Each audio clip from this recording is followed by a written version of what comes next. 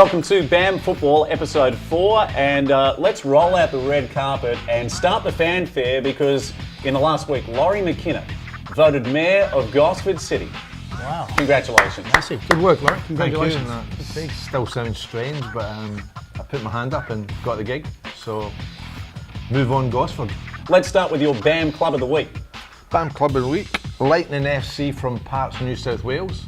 Big fans of the Mariners out there, and it was meant to be worn last weekend, but it got misled in the mail and popped up just after the last show, so proudly wearing it today. So thanks Cameron Stone for the great jersey, and it looks quite good. Michael, your BAM Club of the Week. Well, the Killarney Vale Bombers, Steve, obviously one of the Swans players, McVeigh boys, they played for this team, and so I whacked this on. You've been wearing the no sleeves for the last couple of weeks, so I thought I'd give it a go and see how it works out. My Club of the Week, the mighty Canterbury Bankstown Bulldogs, premiers in 38, 42, 80, 84, 85, 88, 95 and 2004. And what about Desi's Dogs? Can he create history, Michael, this weekend? Look, it's going to be a big weekend, no doubt about it. There's no doubt there's the two best teams in the competition are facing each other this weekend. Hasler could be the first coach to go back-to-back with two different teams, but I would say the Doggies' home advantage. It'd be great to see Melbourne get up after getting the premierships taken off them, all the stuff that happened over the last few years with salary cap, but I have to go with the Bulldogs. Michael, break it down. Who are the key players? Obviously the big three from Melbourne, but Canterbury's forward pack, they were outstanding against the Rabbitohs. I think it's the style of play that the Bulldogs play at the moment, which has been a big plus for them. And it's been a changing style of play that we've seen this year. The ability to offload prior to the line. We saw it in the first 3 sets against the Rabbitohs. They threw the ball around, and one of the stats that really stood out for me was the fact that they had 34 out of 38 completions on the weekend. And when you consider how much they throw the ball around, that is unbelievable, and it shows that they've got a lot of skill and they've got a lot of players in motion, which works the defensive line over big time. So from that perspective, the Melbourne Storm are one of the best defending sides in the competition.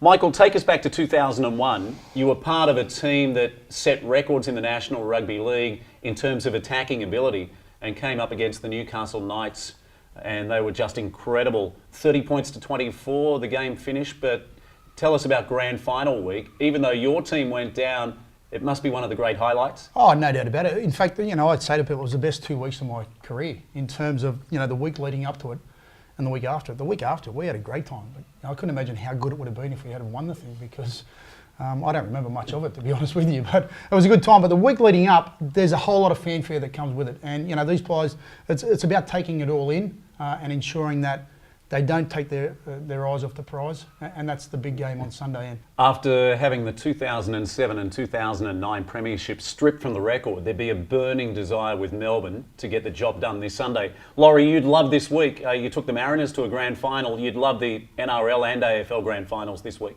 Yeah, no, as Michael said, huge weeks. And one thing I probably regret, because there's that much going on, and I've forgot. You don't have I never had time as the coach to take it all in, and look back on it now, there some great things happened that I can't remember. You was just too engulfed in doing what you do and getting the team ready and preparing. But as Michael said, massive game for players, coaches, and I think the coaches will come into play here. They've both got experience, and I think the coach who prepares a team and gets a team relaxed and ready to go in the day is going to be the ones who get the edge, because I think the coach will be very important in this game. Do you still toss and turn the Sydney Grand Final, the Jets Grand Final? We saw enormous controversy, and there's been a lot of talk about that with the National Rugby League this year as well, particularly with video referee decisions. Yeah, like the second Grand Final, that week after the second one, okay, you get beaten again, which is fine, but what happened on the field that day with the referee missing a penalty and the chance, he never cost us a Grand Final, he cost us a chance to get a penalty, to score, to go into the semi-extra time and get the win. This is one of the biggest things about this weekend is, the video referee and, the refereeing decisions. And we've seen it over the last couple of semi-final games where, there's been a couple of very questionable decisions that have marred the games. And let's just hope this grand final has none of that. It comes down to the players' ability. Problem for me is the fact that these two teams are so evenly matched that there are going to be these tight calls, and if they're not done right, then unfortunately I can see the referees playing a big part. My BAM moment of the week, the son of a gun, Jobe Watson, winning the Brownlow medal. His dad was a 4-time best and fairest at the Bombers and a 3-time premiership player. His first half of the season, boys, was scintillating. He had 20 votes by round 11. That's a record, equaling Simon Black. But the young man a couple of years ago had a heart-to-heart with Kevin Sheedy. Sheedy said, "You're too slow, you're not skillful enough, you're not tough enough." He's turned it around, and what a brilliant performance by Jobe Watson. That's my BAM moment of the week. This week, I'm going to go with Greg Eastwood. I just thought his performance in that semi-final was outstanding. A really big game and had to produce when the doggies needed it. So my BAM moment of the week is to Greg Eastwood. Well done, Greg. BAM! My BAM moment of the week is the Liverpool and Man United fans at Anfield at the weekend. The respect they showed for the Hillsborough disaster is outstanding, because over the years the Man United fans have taunted the Liverpool fans, and to show that kind of respect is my BAM moment of the week. So BAM to all you Liverpool and Man United fans all over the world. Boys, time now to talk AFL, and Sydney up against Hawthorn in a mouth-watering grand final. Michael, you've been to an AFL grand final? Yeah, 2000 saw the Bombers take the premiership, or the flag as they call it, in Melbourne. Yeah, great experience. So surreal just being at the MCG. You were there a couple of weeks ago and you saw what it was like. So yeah, unbelievable. Laurie, I know you got plenty of questions here. One of them is, would you play if your wife's having a baby at the same time as the grand final? Yes, I would play. I might get in trouble after it, but to me, you're a professional sportsman, and I know your wife's having a baby, but I think it's important to the team, and I would definitely play. And the reason we're asking this is because of one of the Hawthorn players, their captain, in fact. Yeah, and his wife's due to have the baby round about it, and you know, I'd be asking the hospital if they could maybe induce my wife the day before the game, and then I can go out and relax, and she can watch the game. Michael, you played in the 2001 NRL Grand Final against Newcastle. Would you have played if your wife was having a baby at the same time? Oh, probably, yeah. Grand finals don't come around the babies, having said that, but you know what, it is your profession and it's what you get paid to do, and you know what, you just got to get your timing right.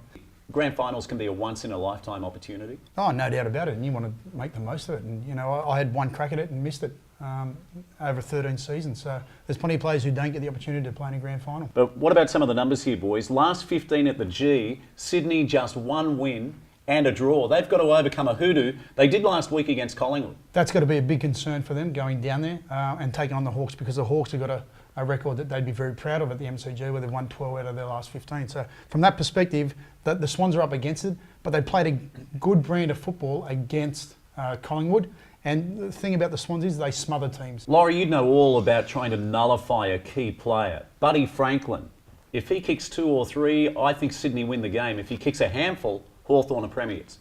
Yeah, it's identifying the key players in any game, any sport. If it's rugby league, rugby union, and it's stopping them. And if they can stop them, you know, they win. That's part of it. It's not about kicking goals, it's about stopping goals.